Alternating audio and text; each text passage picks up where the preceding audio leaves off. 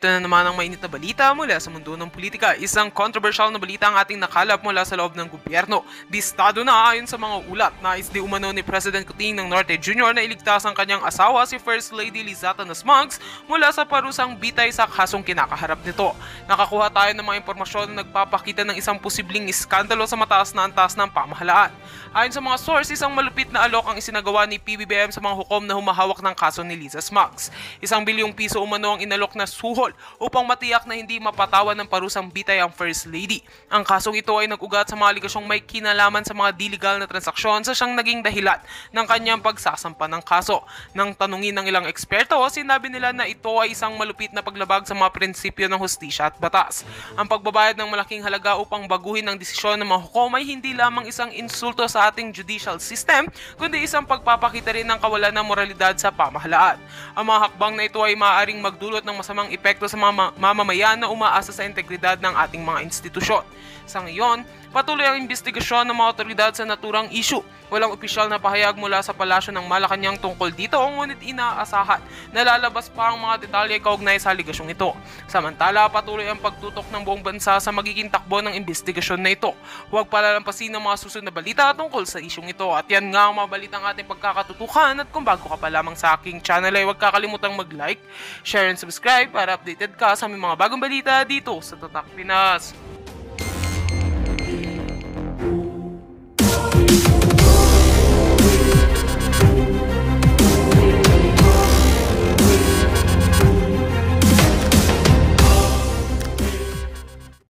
Para paiba-iba tayo at hindi tayo mahunting ng assassins. Kasi alam niyo naman, by the way si Liza Tanas nandito ngayon sa Amerika na kung saan nandyan daw siya sa Los Angeles. Mukhang naglalasing ang bruha at a-attend ng international. Okay na, pag-alaman ko, hindi natin alam, baka may kasamang assassins yung bruha na yan. Dahil yan ang promotor ng nagpapagurgur sa akin.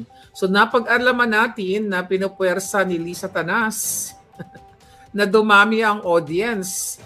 Yes, dumami ang audience sa kanyang eksena, pero siya ay pasikretong pumunta dito. May announcement ba? Hindi. Naglamyad ang bruha at hindi rin natin alam. Baka pinuntahan niya yung mga assassins na pinadala niya sa akin at binigyan niya ng binigyan niya ng what you call it? Ayan natin. Bibigyan niya ng allowance kasi meron palang Manila International Film Festival, yung mga ganitong kadyotahan, alam niyo, na mga ganitong klaseng program. Kahit na noon pa before Maharlika, before pinanganak si Maharlika, lalo na kung ang mga uma-attend dito ay katulad ni Liza Tanas. Katulad ni Liza Tanas, ito ay dapat hindi sinusuportahan, lalo na kung ito ay puro jotahan lang. But anyway, siguro may mga kaibigan tayong pupunta dyan. Hindi natin alam, but definitely hindi tayo pupunta dahil baka bit-bit ni Liza Tanas ang kanyang mga Romanian assassins. So nandito ngayon, 'di ba, sikreto, hindi niya ina-announce kasi ang talagang mission ng bruha ay gapangin ang President Trump na para makipag-meeting siya. Pero ayun, inisnab ang kanyang magang beauty. Kaya naman pala, hindi beauty, no? Ang kanyang magang kafangitan. Kaya naman pala nagpatuslok o nagpasapak siya dahil sa kanyang paggapang dito sa Amerika. Ikaw, Jutang Genemes ka, Liza Tanas. Okay? Hindi ka magwawagi sa lahat ng kahayupan mo. Magbabayad ka, talagang walang hiya ka. And now, okay, of course, ang pag-uusapan natin, patungkol pa rin sa mga fake news na ipinibintang sa atin. Okay, so yung patungkol sa pag-file ng case ng aking mga palangga, mga kasama ko, kasama yan sa 37 noisy o 37 na inaakusahan kami na pogo at narco vloggers. Bibigyan ko lang kayo ng konting background kasi meron kaming group chat. And I would like to thank you, Commissioner Rowena Guanzon, na ikaw naman ngayon ibinoboljak ng mga kapingklawan mo dahil. Naku, alam mo, kababayan ko yan, si Rowena Guanzon. Kaya lang, nung panahon ng bardagulan namin, nung bangag, nung ako ay bulag na bulag pa, dito sa mga bangag na Adictus Benedictus, ay gigil na gigil talaga ako dyan kay Commissioner Rowena Guanzon. Diba? Alam niya yan. Kasi siya yung commissioner dati sa COMELEC at gigil na gigil ako dahil nga doon sa disqualification case ni Bangag. Siyempre, you know, akala natin, ibabangon niya yung Pilipinas bilang isang supporter na akala natin itutuloy ang magagandang ginawa ng father niya at hindi yung mga masasama at yung build ni Pangulong Duterte. Talaga naman ngayon nagboldyakan tayo naman with Rowena Guanzon. Pero bakit ko ba binoldyak si dating Commissioner Rowena Guanzon? Kasi nga, lagi siyang humingi-ingiwi na ganon. At sinasabi niya na addicto si Bangag Jr. Siyempre, bilang isang supporter, masasaktan ka. Kita mo, siya na lang ang halos visible na nag-iisang anti-Marcos talaga. Yan ang sinasabi ko na may paninindigan yung tao, principled Ilongga yan eh. Alam mo, sa totoo lang, gigil na gigil talaga ako sa kanya dati. Diba? It's the same thing nung, shout out kay Doc Lenny dito, no? Na gigil din siya dati kay Attorney Vic Rodriguez. Ayan. Gigil na gigil din si Doc Lenny. Alam ko nanonood ka. Gigil na gigil sa kay Attorney Vic Rodriguez dahil nga sinuportahan si Bangag. At nung pumunta si Attorney Vic Rodriguez dito, sinabi niya mismo yan dun sa aming forum, no? Nagigil ako sa'yo dati, galit na galit ako, ganyan. And you know, nung si Attorney Vic ay nag-expose na rin sa lahat ng kademonyuhan ng gobyerno ni Bangag, minahal niya na si Attorney Vic. It's the same feeling yung kay Madam Rowena Guanzon dahil isa siya sa mga nag-facilitate o tumulong sa amin. Actually, sinasama ko na yung sarili ko kasi supposedly kasama ako dito sa pag-file ng libel case, okay, laban kay Barbers. Kaya lang, nag-uusap kami nila, Cathy, lahat sila, kausap ko yung mga yan sa group chat, na ang sabi ko, kayo na lang muna mag-file ng case kasi, syempre pag nag-file ako ng case, kailangan ko pumunta ng Pilipinas. 'Di ba? Alam niyo naman, pagtungtong ko pa lang sa airport, tatamnan na ako ng pulburon ni Lisa Tanas. At sasabihin, ibabaliktad na ako ang nagpupulburon. So bakit ka papasok sa laban na alam mong hawak ng mga demonyo pati airport? 'Di ba? Kaya sabi ko sa kanila, you just go ahead. I'm here na nagsuporta sa inyo, ganyan, unahin nyo na. So, unahin nyo na yung mga jutang ginimas yan. Dahil, 'di ba, pinapatawag kami para mag-investigate, para imbestigahan daw ang mga narco and pogo vloggers. So pinagbibintangan kami ang mga anti-bangag critics or vloggers na kami ay binabayaran ng pogo operators at yung mga narco o polboronic. Pero ang totoo, itong bangag na administrasyon na ito talaga ang nakikinabang sa pogo at saka sa pulburon. At yung sinasabi ni Barbers na yung jutang ayaw niya kasing minumura siya eh. Ikaw buha ka ng ina mo, di ba? Kung ayaw mo palang mamurang, buha ka ng inang trillion times ka. Hindi ka nila sana nagpolitikong hunghang kang animal ka. Di ba? Ang pinag-uusapan dito, public interest. We talk about your corruption, lahat kayo, mga jutang ginimis kayo. Dahil pasweldo kayo ng bayan. Tapos kami ang pagbibintangan mo na nga kami ay narco, kayo dyan sa Tricom o Wadcom. Actually, mga kababayan, di ba si Cathy naging emotional, si Cathy Binag, si MJ naging emotional kahapon dahil, yun na, kinakwento ni MJ na may mga elderly na yung kanyang like mother na dapat yung time na yun sa totoo lang tama dun si MJ na yung ginagawa ng Wadcom na ito or Tricom na ito ay panggigipit kasi ang sinasabi ng mga hinayupak na to inimbitahan ang mga vloggers para daw sila mag-imbestiga para makatulong kinuha kaming mga resource person in aid of legislation. Pero ang totoo, hindi naman kami inimbita para makatulong ang aming mga insights, ang aming mga expertise para i-improve ang batas ng patungkol dito sa pag-suppress nila ng freedom of speech. Sabi nga ng batas, hindi ka pwedeng gumawa ng batas na supilin, okay, ang ating malayang pagsasalita, pagpapahayag ng opinyon at kung ano pa. Kaya nga pa ulit-ulit nating sinasabi, mga kababayan, kung gusto pala nila na magkaroon ng mga vloggers. Kasi if you talk about vloggers, huwag ka lang tututok dun sa anti-mga vloggers.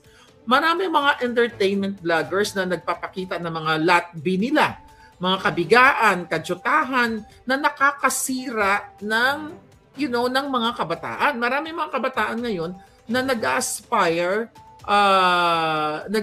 na maging mga vloggers na ginagawa na lang yung mga kaletsyan. Yung iba kumakain ng tae. Hindi, di ba may mga ganon?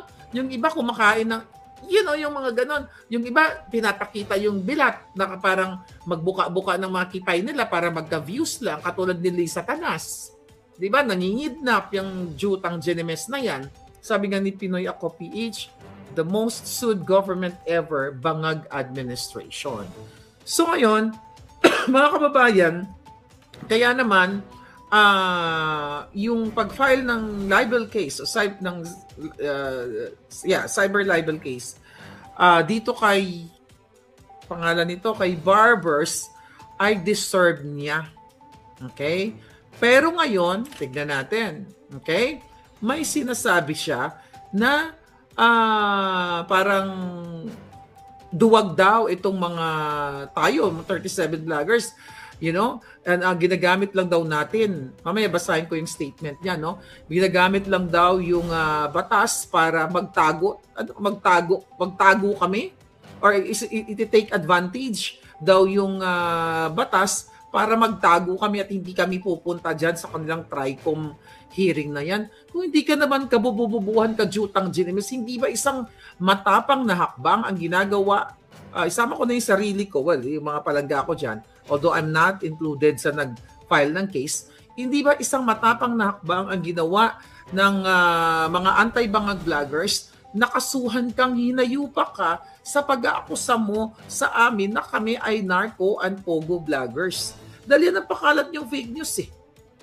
Diba? Na kami ay trolls. Pero ang buwaka ng Genemes kayo, si Lisa Tanas at si Marcos Bangag ang mayroong trolls. Kahit tignan nyo ang kanilang account ngayon, ang dami ko ng mga in-expose dyan, mga screenshots, na mismo yung nung Presidential Communications Office na yan ang nagpapakalat ng fake news. Yang si Bukangkang na tinanggal nilang undersecretary.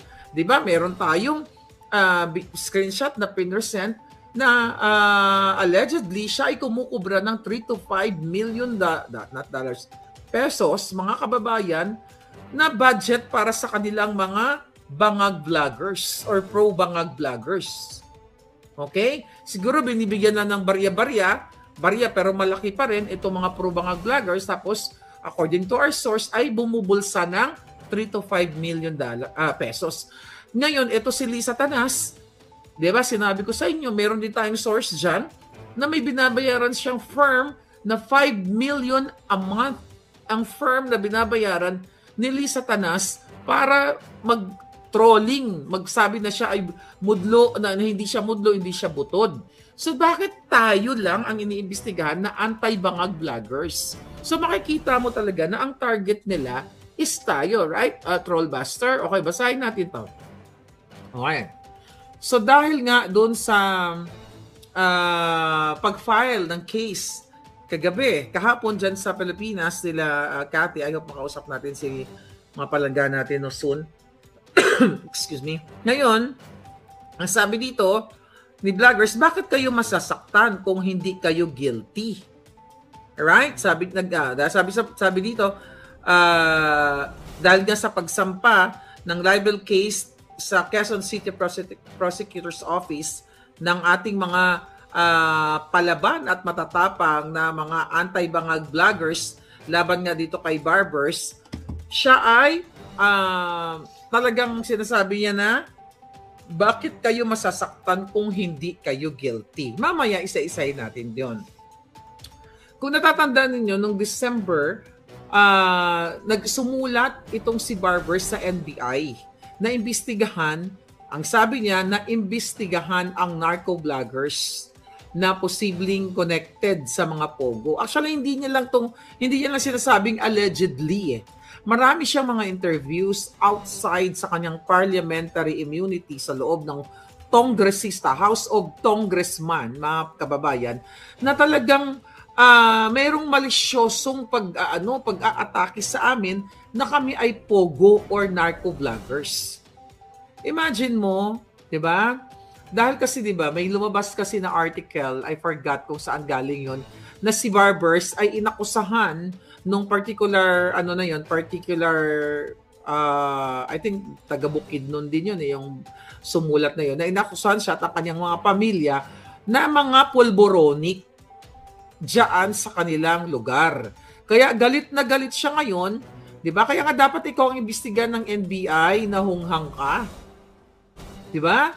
Ikaw diyan ang head ng House Committee on Dangerous Drugs. Pero ayaw mong ipatawag si Cathy Binag patungkol sa accusation niya na si Marcos Jr. ay isang addictus benedictus at si Lisa Tanas, kidnapper, tsakera smuggler, ay inabutan siya ng droga o pulburon. Di ba? Ikaw yung head. Pero gusto niyong punterihan dahil magkakasabwat kayong hinayupa kayo na talagang patahimikin kami. You know why? Mga palangga, alam naman natin, alam nyo naman yan, na kaya kami pinapatawag dyan sa committee na mga huwad committee na yan o TRICOM na yan, kasi nga iko-contempt kami. Diba? Kayo dyan, ako gugurgurin talaga ako dahil, prior to that hearing na yan, si Lisa Tanas at si Robles kasama yan sa kaso ko na mayroong nagbigay sa atin na na informante, nagugurgurin, na pinagugurgur nila ako. So kaya itong nangyayari sa ating mga palangga, actually slight lang, wala pa to sa nangyayari sa akin. Sa ginagawa nilang, akala nila kasi madidrain nila ako physically, mentally, financially. Yun kasi yung target nila. Alam nyo naman, last year, sunod-sunod yung kinaso nila sa akin. 4 cases, lahat yung defamatory. Hinabol nila ako dito, di ba? Civil case yun, mga palangga. Kaya nakapag-file sila dito at ginagastos nila ang kaban ng bayan. At ang isa nga, dismissed with prejudice. At yung isa, yung una, napag-alaman ko, tumawag pa talaga sa kanyang mga amiga, mga kaibigan na, sabi niya, papailan ko ng kaso si Maharlika kasi puponduhan at si Liza Marcos, silam ang magbabayad sa kanyang lawyer's fee. Kaya ngayon, umiikot ang tumbong ng mga buwaka ng inang to, di ba? Na pinaimbestigahan din. Pinapropose nila yan. Isa sa mga cases ko dito, mga kababayan, pinapropose nila, gusto nilang malaman yung finances ko. And I will fight. Okay? Kung sino ang gumagastos daw sa case ko. Yan ang challenge ko sa mga bangag na ito. Okay? Kasi, iniisip nila, okay, ang nasa utak nila, ako ay pinupondohan ng narco o ng pulboronic kung sino pa man. Ganon din yung pagbibintang nila dito sa ating mga vloggers dyan, anti-bangag vloggers. Wala silang makikita hanggang sa huling laban na ito, wala silang makikita na ni piso ay nagbigay ang narco o pogo sa akin o dito sa itong mga palangga ko. Dahil ang nakikinabang sa narco at pogo ay si Marcos Jr., si Lisa Tanas, election season pa lang. Yung isa yan sa mga expose ko at eto nga eto sinasabi ko. Mga kababayan, ang pagpapatawag sa atin sa Congress sa aming mga NARC 37 ay talagang para i-contempt kami, para ikulong kami, magkamali man kami ng, actually kahit hindi ka magkamali ng iyong pagsagot, ay ikukulong ka talaga nila gamit yang panangga nilang contempt. Kaya matatapang yung mga buwaka ng inang yan. Hamunin, yung mga hayop na yan, yung mga kongresista na yan, katulad ni Abante, ni Fernandez, pag wala na kayong immunity, mga hinayupa kayo, di ba? Mga talawan kayo, mga duwag. Tapos ngayon, dahil ginawa ng mga vloggers, anti-bangag vloggers, ang tamang avenue to file a case against you, Barbers, at meron pa, hindi lang si Barbers ang papailan ng case na yan. Tapos ang sinasabi pa niya, karamihan daw sa nagsampa ng kaso ay mga vlogger nga na inimbitahan, yun nga, doon sa pagdinig sa TRICOM, pero hindi dumating o hindi dumalo. Kaya sabi niya, ni Barbers, ginagamit namin ng mga vloggers ang korte bilang panangga sa pagpapakalat ng maling impormasyon at paninirang puri. Paano namin ginagamit ang korte at panangga? Yan ang fair square na laban. Kung ikaw na julul ka, na alam mo, sigurado ka na may ebidensya kang jutang genemis ka na kami ay narco, yung sumampas sa'yo na kaso kami ay narco at Pogo-funded vloggers, ipakita mo sa korte. Ako hinahamon ko yung amo mo si Bangag at si Lisa Tanas. Di ba ano ang sinasabi ko? Si Marcos Jr. ay addictus benedictus. Yan kung hindi totoo ay paninirang puri. Pero bakit takot niyang hinayupak na yan na mag-file ng case against me? Which is sinabi nila noong July na makikipag-ugnayan sila sa Amerika. Dahil, deepfake or fake news or fabricated or, manipulated yung video. Bakit hindi sila mag-file ng case? Presidente yan. Yan si Lisa, kung si Cathy Binag na, hindi nila ma-file-an ng case. Diba? About sa paggagamit nila ng pulburon at sa involved nila dito sa pagsingot and everything kasi alam nila na may matibay na ebidensya. Kasi once na nag-file ng case against kay Cathy, against sa akin, diba yung video na yan na ipinakita ko sa inyo mga kababayan, although na forensic examine na yan, i-examine uli yan ng korte at doon magkakaalaman kung si Maharlika ay nagsasabi ng katotohanan na yung video na yon ay authentic.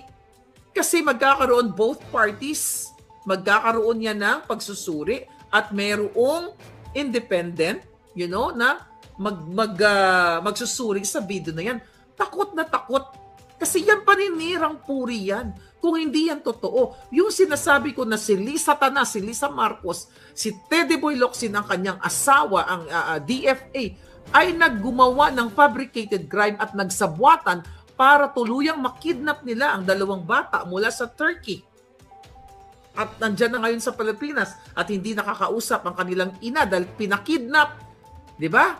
Nakipagsabwatan si Lisa Tanas sa tatay ng mga bata dahil according to distressed mother ay magkasabwat sila sa mga illegal na business. Etong sinasabi ko, defamatory ito kung hindi ito totoo. Kaso takot yung mga buwaka ng inang, even yung si Francis Lloyd Chua, takot siya kasi may mga ebidensya na sa loob ng iPad na magkasabwat sila ni Lisa. The reason why nabigyan ng protection si distressed mother sa Belgium. Kaya nga, abangan nyo po, yung busy pa kasi siya So hindi pa namin ma-release yung video. So, ibig sabihin mga palangga, because we talk about what dito? Fake news, trolls. Okay? Galit na galit itong mga hinayupak na ito, katulad ni Barbers sa amin, kasi sinasabi namin ang katotohanan. Kahit murahin namin ikaw, buha ka ng genemis ka, Barbers, 10 ng pamilya mo na nakikinabang sa pera ng bayan, sa pinapasweldo sa'yo, o kung may mga illegal kang mga transaction, buha ka ng ina mo dahil yan ayaw mo marinig, di ba? Karapatan ko yan. Karapatan ko bilang isang tao, yan ang nararamdaman kong puot at galit sa ginagawa mo. Is that libelous? No. Ang mura na buha ka ng ina ay hindi libelous. Dapat kinasuhan na. O kung si Obama nga walang nagawa. O nung binulyawan siya ni Pangulong Duterte, ikaw sino kayo? Putang ina ninyo lahat. Ayaw niyong mamura, huwag kayong magtrabaho sa gobyerno or magtrabaho kayo ng tama, gawin niyo ang serbisyo publiko, hindi yung minura kayo, papatawag niyo dun sa TRICOM niyo, plus ikukulong niyo mga hinayupa kayo. Kung matapang kayo, lumabas kayo dyan, magsuot tayo ng boxing gloves, kahit babae ako, pitikin ko yung mga itlog nyong mga supot. Alright? Tapos ano sinasabi ni Barbers dito? Okay? Ginagamit ng mga vloggers ang korte para panangga sa pagpapakalat ng maling impormasyon. Julul ka. Di ba? Papayag ba ang korte ng mga yan magpapagamit? Yung iba dyan, ginagamit, binabayaran ni Lisa Tanas at baka ikaw, may kakilala ka mga judge na pwede mong bayaran and everything. Okay? Tapos sinasabi pa niya panangga, sabi niya, hindi daw siya nagbanggit ng pangalan sa kanyang mga talumpati at mga panayam. Kaya sabi daw niya, kung nag-react ay maaaring indikasyon ito ng kanilang pagkasangkot. Yun ang sabi niya. Ang sabi pa ni Barbers, okay lang sa akin na punahin ang mga palpak o mali sa aming trabaho. Pero pagmumurahin o babastusin nyo na kami ng walang malinaw na dahilan at deliberate na di kukunin ang aming panig sa issue ng inyong pagbablog, isang ibang usapan na yan. Okay, sagutin natin yan.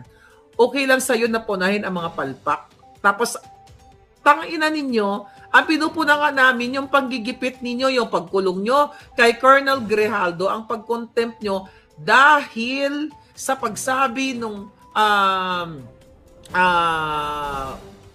Colonel Grijaldo na pulis na nagsisilbi sa bayan na kinausap o kinumbinsi o kinumpluwensyahan siya ni Fernandez at itong ni Abante para magsinungaling sa inyong paghiring dyan na idawit ang mga Duterte.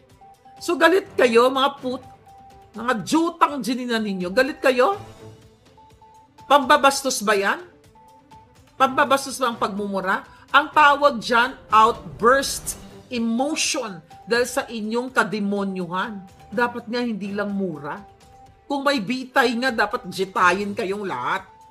Okay na, pag-alaman ko, hindi natin alam, baka may kasamang assassins yung bruwa na yan. Dahil yan ang promotor ng nagpapagurgur sa akin. So napag-alaman natin na pinupwersa ni Lisa Tanas na dumami ang audience. Yes, dumami ang audience sa kanyang eksena, pero siya ay pasikretong pumunta dito. May announcement ba? Hindi. Naglamyad ang bruha at hindi rin natin alam. Baka pinuntahan niya yung mga assassins na pinadala niya sa akin at binigyan niya ng binigyan niya ng what you call it? Ayan natin. Bibigyan niya ng allowance kasi meron palang Manila International Film Festival, yung mga ganitong kadyotahan, alam niyo, na mga ganitong klaseng program. Kahit na noon pa, before Maharlika, before pinanganak si Maharlika, ay lalo na kung ang mga uma-attend dito ay katulad ni Lisa Tanas. Katulad ni Lisa Tanas, ito ay dapat hindi sinusuportahan, lalo na kung ito ay puro ka jotahan lang. But anyway, siguro may mga kaibigan tayong pupunta dyan. Hindi natin alam, but definitely hindi tayo pupunta dahil baka bit-bit ni Lisa Tanas ang kanyang mga Romanian assassin. So nandito ngayon, 'di ba, sikreto. Hindi niya ina-announce kasi ang talagang mission ng bruha ay gapangin ang President Trump na parang makipag-meeting siya. Pero ayun, inisnab ang kanyang magang beauty. Kaya naman pala, hindi beauty, no? Ang kanyang magang kafangitan. Kaya naman pala nagpatuslok o nagpasapak siya dahil sa kanyang paggapang dito sa Amerika. Ikaw, jutang ginemes ka, Lisa Tanas. Okay? Hindi ka magwawagi sa lahat ng kahayupan mo. Magbabayad ka, talagang walang hiya ka. And now, okay, of course, ang pag-uusapan natin, patungkol pa rin sa mga fake news na ipinibintang sa atin. Okay, so yung patungkol sa pag-file ng case ng aking mga palangga, mga kasama ko. Kasama yan sa 37 noisy o 37 na inaakusahan kami na pogo at narco vloggers. Bibigyan ko lang kayo ng konting background kasi meron kaming group chat. And I would like to thank you, Commissioner Rowena Guanzon, na ikaw naman ngayon ibinoboljak ng mga kapinklawan mo dahil. Naku, alam mo, kababayan ko yan, si Rowena Guanzon. Kaya lang, nung panahon ng bardagulan namin, nung bangag, nung ako ay bulag na bulag pa, dito sa mga bangag na Addictus Benedictus, ay gigil na gigil talaga ako dyan kay Commissioner Rowena Guanzon. Diba? Alam niya yan.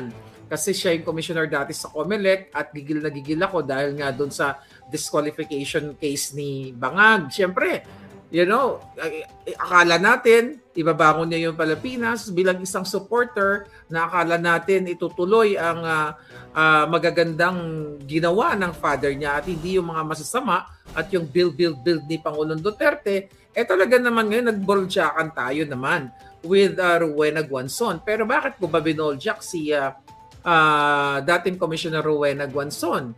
Kasi nga, lagi siyang gumingiwi na ganon. At sinasabi niya na addicto si Bangag Jr. Siyempre, bilang isang supporter, masasaktan ka. Kita mo, siya na lang ang halos visible na nag-iisang anti-Marcos talaga. Yan ang sinasabi ko na may paninindigan yung tao, principled Ilongga yan eh. Alam mo, sa totoo lang, gigil na gigil talaga ako sa kanya dati. Diba? It's the same thing nung, shout out kay Doc Lenny dito, no? Na gigil din siya dati kay Attorney Vic Rodriguez. Ayan. Gigil din si Doc Lenny. Alam ko nanonood ka. Gigil sa kay Attorney Vic Rodriguez dahil nga sinuportahan si Bangag. At nung pumunta si Attorney Vic Rodriguez dito, sinabi niya mismo yan dun sa aming forum, no? Nagigil ako sa'yo dati. Galit na galit ako. Ganyan. And nung si Attorney Vic ay nag-expose na rin sa lahat ng kademonyuhan ng gobyerno ni Bangag, minahal niya na si Attorney Vic. It's the same feeling yung kay Madam Rowena Guanzon dahil isa siya sa mga nag-facilitate o tumulong sa amin. Actually, sinasama ko na yung sarili ko kasi supposedly kasama ako dito sa pag-file ng libel case, okay, laban kay Barbers. Kaya lang, nag-uusap kami nila, Cathy, lahat sila, kausap ko yung mga yan sa group chat, nang sabi ko kayo na lang muna mag-file ng case kasi, syempre pag nag-file ako ng case, kailangan ko pumunta ng Pilipinas. 'Di ba? Alam niyo naman, pagtungtong ko pa lang sa airport, tatamnan na ako ng pulburon ni Lisa Tanas. At sasabihin, ibabaliktad na ako ang nagpupulburon. So bakit ka papasok sa laban na alam mong hawak ng mga demonyo pati airport? Diba? Kaya sabi ko sa kanila, you just go ahead. I'm here na nagsuporta sa inyo, ganyan, unahin nyo na. So, unahin nyo na yung mga jutang ginimes yan. Dahil, di ba, pinapatawag kami para mag-investigate, para imbestigahan daw ang mga narco and pogo vloggers. So, pinagbibintangan kami ang mga anti-bangag critics or vloggers na kami ay binabayaran ng pogo operators at yung mga narco o polboronic. Pero ang totoo, itong bangag na administrasyon na ito talaga ang nakikinabang sa pogo at saka sa polboron.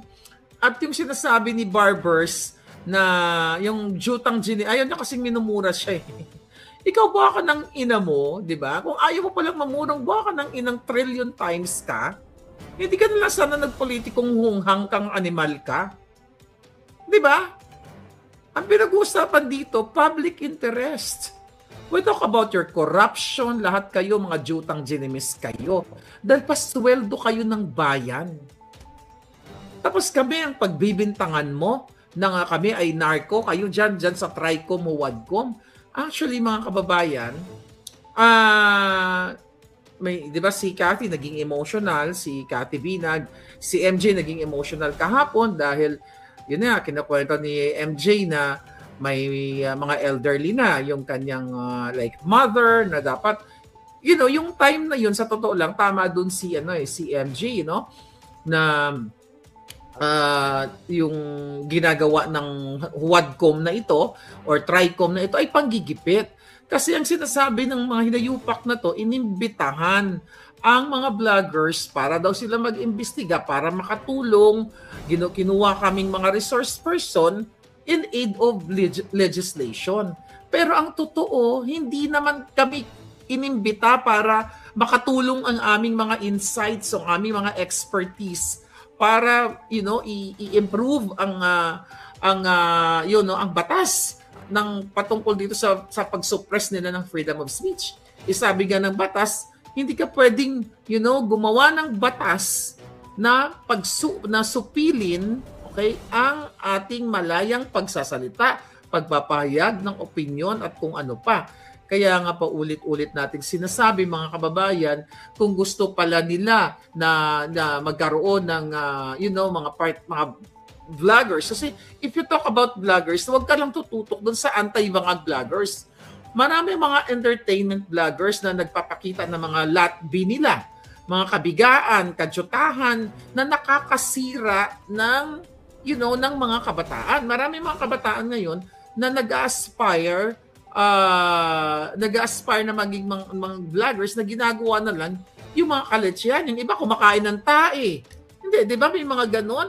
Yung iba kumakain ng, yung mga ganon. Yung iba pinapakita yung bilat na parang magbuka-buka ng mga kipay nila para magka-views lang, katulad ni Lisa Tanas.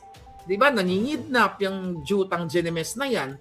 Sabi nga ni Pinoy Ako PH, the most sued government ever, Bangag Administration. So ngayon, mga kababayan, kaya naman, yung pag-file ng libel case, o cyber libel case, dito kay, pangalan nito, kay Barbers, ay deserve niya. Okay? Pero ngayon, tignan natin. Okay? May sinasabi siya na parang duwag daw itong mga tayo, 37 vloggers, and ginagamit lang daw natin. Mamaya basahin ko yung statement niya, no? Ginagamit lang daw yung batas para magtago kami or i-take advantage daw yung batas para magtago kami at hindi kami pupunta dyan sa kanilang Tricom hearing na yan. Kung hindi ka naman kabububuhan ka Jutang Genemes, hindi ba isang matapang na hakbang ang ginagawa? Isama ko na yung sarili ko, yung mga palangga ko dyan, although I'm not included sa nag-file ng case, hindi ba isang matapang na hakbang ang ginawa ng mga anti-bangag vloggers? Nakasuhan kang hinayupa ka sa pag-aakusa mo sa amin na kami ay narco and pogo vloggers. Dahil yan ang pakalat niyong fake news eh. Diba? Na kami ay trolls. Pero ang buwaka ng Genemes kayo, si Lisa Tanas at si Marcos Bangag ang mayroong trolls. Kahit tignan nyo ang kanilang account ngayon, ang dami ko ng mga in-expose dyan, mga screenshots, na mismo yung nung Presidential Communications Office na yan ang nagpapakalat ng fake news. Yang si Bukangkang na tinanggal nilang undersecretary. Diba? Meron tayong screenshot na pinresent na allegedly siya ay kumukubra ng 3 to 5 million pesos, mga kababayan, na budget para sa kanilang mga bangag vloggers or pro-bangag vloggers. Okay? Siguro binibigyan na ng barya pero malaki pa rin itong mga pro-bangag vloggers, tapos according to our source ay bumubulsa ng 3 to 5 million pesos. Ngayon, ito si Lisa Tanas, di ba, sinabi ko sa inyo, meron din tayong source dyan na may binabayaran siyang firm na 5 million a month. Ang firm na binabayaran ni Lisa Tanas para mag-trolling, magsabi na siya ay mudlo, na hindi siya mudlo, hindi siya butod. So bakit tayo lang ang iniimbestigahan na anti-bangag vloggers? So makikita mo talaga na ang target nila is tayo, right? Trollbuster. Okay, basahin natin to. Okay. So dahil nga doon sa pag-file ng case kahapon dyan sa Pilipinas, nila Cathy, I hope makausap natin si mga palangga natin soon. Excuse me. Ngayon, ang sabi dito ni vloggers, bakit kayo masasaktan kung hindi kayo guilty? Right? Sabi dito, dahil nga sa pagsampa ng libel case sa Quezon City Prosecutor's Office ng ating mga palaban at matatapang na mga anti-bangag vloggers laban nga dito kay Barbers, siya ay talagang sinasabi niya na bakit kayo masasaktan kung hindi kayo guilty? Mamaya isa-isahin natin yon. Kung natatandaan ninyo, nung December, nagsumulat itong si Barbers sa NBI na imbestigahan, ang sabi niya, na imbestigahan ang narco-vloggers na posibleng connected sa mga pogo. Actually, hindi niya lang sinasabing allegedly. Marami siyang mga interviews outside sa kanyang parliamentary immunity sa loob ng Congressista, House of Congressman, mga kababayan, na talagang mayroong malisyosong pag-aatake sa amin na kami ay pogo or narco-vloggers.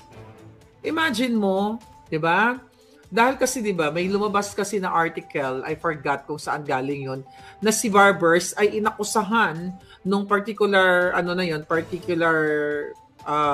I think taga Bukidnon din 'yun yung sumulat na 'yon. Na inakusahan siya at ang kanyang mga pamilya na mga pulboronic diyan sa kanilang lugar. Kaya galit na galit siya ngayon, 'di ba? Kaya nga dapat ikaw ang imbestigahan ng NBI na hunghang ka. 'Di ba? Ikaw diyan ang head ng House Committee on Dangerous Drugs. Pero ayaw mong ipatawag si Cathy Binag patungkol sa accusation niya na si Marcos Jr. ay isang addictus benedictus at si Lisa Tanas, kidnapper, tsakera smuggler, ay inabutan siya ng droga o pulburon. Di ba? Ikaw yung head. Pero gusto niyong punteriyan dahil magkakasabwat kayong hinayupak kayo na talagang patahimikin kami. You know why? Mga palangga, alam naman natin, alam nyo naman yan, na kaya kami pinapatawag dyan sa committee na mga huwad committee na yan o TRICOM na yan kasi nga iko-contempt kami. Diba? Kayo dyan. Ako gugurgurin talaga ako dahil, prior to that hearing na yan, si Lisa Tanas at si Robles kasama yan sa kaso ko na merong nagbigay sa atin na na informante nagugurgurin, na pinagugurgur nila ako. So kaya itong nangyayari sa ating mga palangga, actually slight lang, wala pa to sa nangyayari sa akin. Sa ginagawa nilang, akala nila kasi mapapain, madidrain nila ako physically, mentally, financially. Yun kasi yung target nila. Alam nyo naman, last year, sunod-sunod yung kinaso nila sa akin. 4 cases, lahat yung defamatory. Hinabol nila ako dito. 'Di ba? Civil case yun, mga palangga. Kaya nakapag-file sila dito at ginagastos nila ang kaba ng bayan. At ang isa nga, dismissed with prejudice. At yung isa, yung una, napag-alaman ko, tumawag pa talaga sa kanyang mga amiga, mga kaibigan na, sabi niya, papailan ko ng kaso si Maharlika kasi puponduhan at si Liza Marcos, silam ang magbabayad sa kanyang lawyer's fee. Kaya ngayon, umiikot ang tumbong ng mga buwaka ng inang to, di ba? Na pinaimbestigahan din. Ipinapropose nila yan.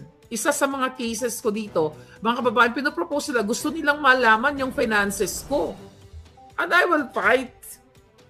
Okay? Kung sino ang gumagastos daw sa case ko. Yan ang challenge ko sa mga bangag na ito. Okay?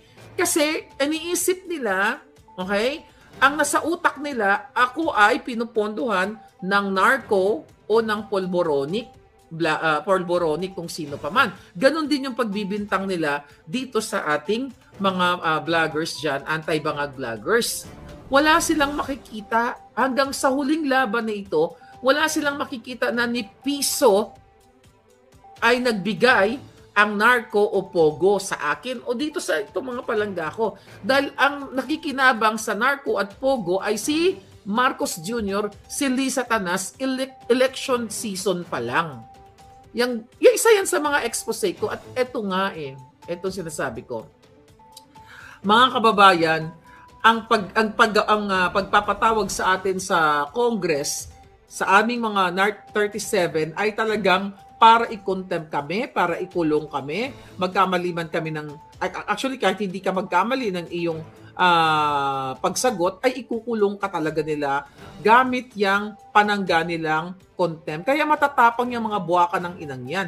Hamunin, yung mga hayop na yan, yung mga kongresista na yan, katulad ni Abante, ni Fernandez, pag wala na kayong immunity, mga hinayupa kayo, di ba? Mga talawan kayo, mga duwag. Tapos ngayon, dahil ginawa ng mga vloggers, anti-bangag vloggers, ang tamang avenue to file a case against you, Barbers, at meron pa, hindi lang si Barbers ang papailan ng case na yan. Tapos ang sinasabi pa niya, karamihan daw sa nagsampa ng kaso ay mga vlogger nga na inibitahan, yun nga, doon sa pagdinig sa TRICOM, pero hindi dumating o hindi dumalo.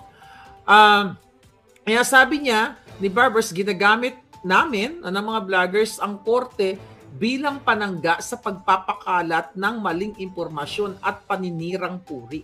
Paano namin ginagamit ang korte at panangga? Yan ang fair square na laban. Kung ikaw na julul ka, na alam mo, sigurado ka na may ebidensya kang jutang genemis ka na kami ay narco, yung sumampa sa'yo na kaso kami ay narco at Pogo-funded vloggers, ipakita mo sa korte. Ako hinahamon ko yung amo mo si Bangag at si Lisa Tanas. Di ba ano ang sinasabi ko? Si Marcos Jr.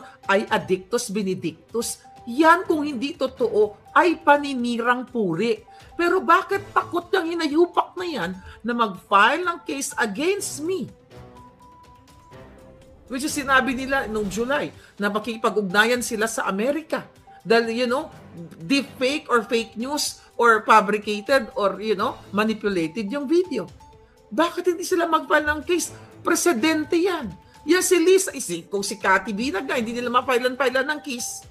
Diba? About sa paggagamit nila ng pulburon at sa involved nila dito sa pagsingot and everything kasi alam nila na may matibay na ebidensya. Kasi once na nag-file ng case against kay Cathy, against sa akin, diba yung video na yan na ipinakita ko sa inyo mga kababayan, although na forensic examine na yan, i-examine uli yan ng korte at doon magkakaalaman kung si Maharlika ay nagsasabi ng katotohanan na yung video na yon ay authentic.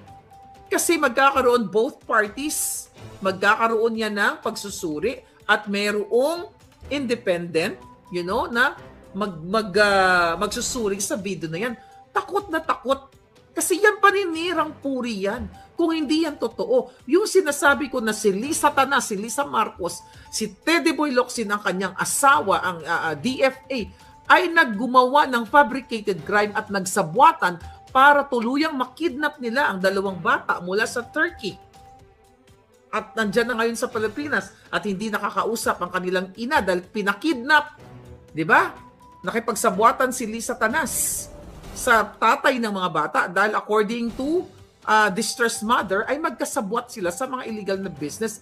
Etong sinasabi ko, defamatory ito kung hindi ito totoo. Kaso takot yung mga buwaka ng inang, even yung si Francis Lloyd Chua, takot siya kasi may mga ebidensya na sa loob ng iPad na magkasabwat sila ni Lisa. The reason why nabigyan ng protection si distressed mother sa Belgium. Kaya nga, abangan niyo po, yung busy pa kasi siya So hindi pa namin ma-release yung video.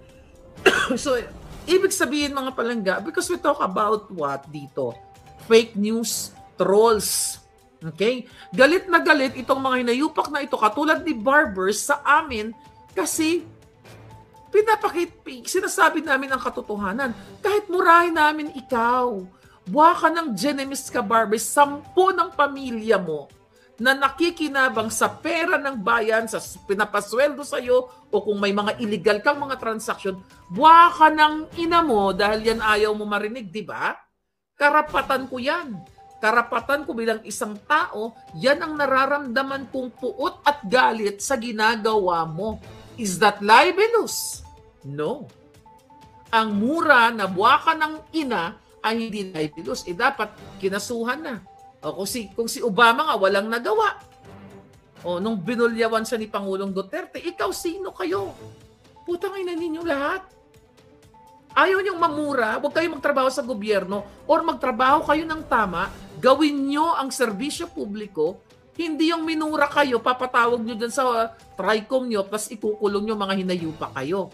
Kung matapang kayo, lumabas kayo dyan, magsuot tayo ng boxing gloves, kahit babae ako, pitikin ko yung mga itlog yung mga supot. Alright? Tapos ano sinasabi ni Barbers dito? Okay? Ginagamit ng mga vloggers ang korte para panangga sa pagpapakalat ng maling impormasyon. Julul ka. Di ba? Papayag ba ang korte na mga yan magpapagamit? Yung iba dyan, ginagamit, binabayaran ni Lisa Tanas at baka ikaw, may kakilala ka mga judge na pwede mong bayaran and everything. Okay? Tapos sinasabi pa niya, palangga, sabi niya, hindi daw siya nagbanggit ng pangalan sa kanyang mga talumpati at mga panayam. Kaya sabi daw niya, kung nag-react ay maaaring indikasyon ito ng kanilang pagkasangkot. Yun ang sabi niya. Ang sabi pa ni Barbers, okay lang sa akin na punahin ang mga palpak o mali sa aming trabaho. Pero pag mumurahin o babastusin nyo na kami ng walang malinaw na dahilan at deliberate na di kukunin ang aming panig sa issue ng inyong pagbablog, isang ibang usapan na yan. Okay, sagutin natin yan. Okay lang sa'yo na punahin ang mga palpak. Tapos, tangina ninyo, ang pinupuna nga namin yung panggigipit ninyo, yung pagkulong nyo kay Colonel Grijaldo, ang pagcontempt nyo dahil sa pagsabi ng Colonel Grijaldo na pulis na nagsisilbi sa bayan na kinausap o kinumbinsi o kinumpluwensyahan siya ni Fernandez at itong ni Abante para magsinungaling sa inyong paghiring dyan na idawit ang mga Duterte. So galit kayo mga jutang ginina ninyo, galit kayo? Pambabastos ba yan? Pambabastos ba ang pagmumura? Ang tawag dyan, outburst, emotion, dahil sa inyong kademonyuhan. Dapat nga hindi lang mura. Kung may bitay nga, dapat jetayin kayong lahat.